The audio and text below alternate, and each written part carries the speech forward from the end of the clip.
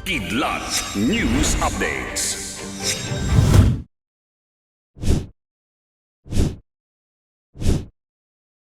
Ako po si Cesar Soriano, kasama ang buong puwersa ng Kidlat News Channel para ihatid ang mga nangungunang balita sa buong kapuluan ngayon.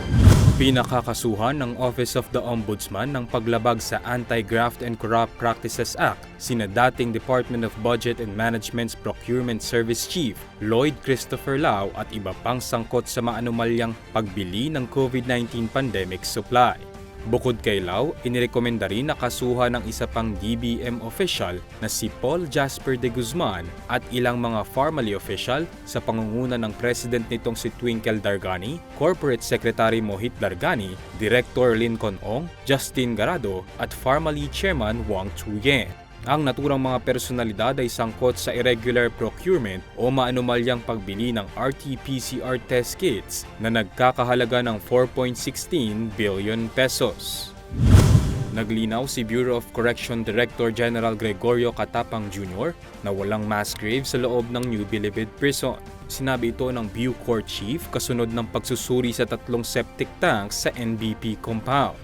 Ayon kay Katapang, walang nakitang human remains mula sa septic tanks sa gitna ng alegasyon na dito itinatapon ng pinapaslang na bilanggo.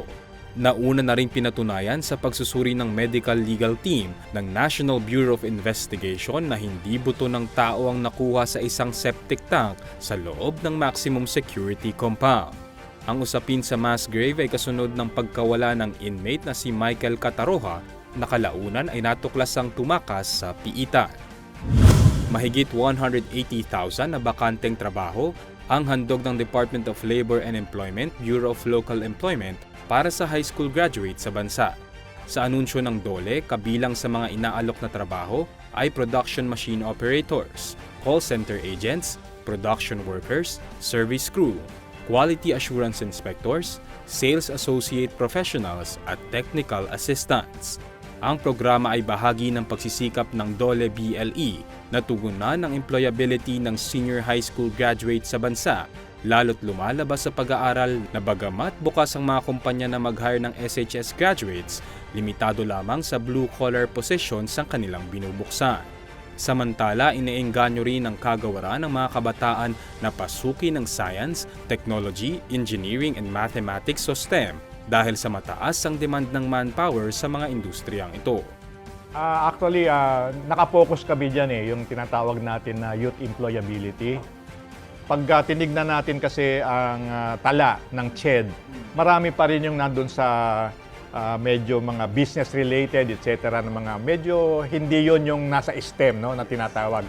Science, technology, engineering, and mathematics. No? Parang nakikita namin sa takbo ng panahon, sa larangan ng paggawa, may pangangailangan na dagdagan natin yung mga maimpluwensyahan na yan ang piliin. No? Ayon pa kay DOLE Secretary Bienvenido Laguesma, patuloy ang paglulunsad ng ahensya ng ilang mekanismo para naman sa mga estudyante sa high school na nais ding magtrabaho. Meron kaming tinatawag na special program for the employment of students. No? Okay. Yung mga nag-aaral na medyo nangangailangan ng financial na suporta, Okay. nagpa-partner kami sa mga enterprises na bukas ang kanilang kaisipan Okay. na bahagi siguro ng kanilang corporate social responsibility. Para sa Kidlat News Update, Renzel Lenon, nag-uulat.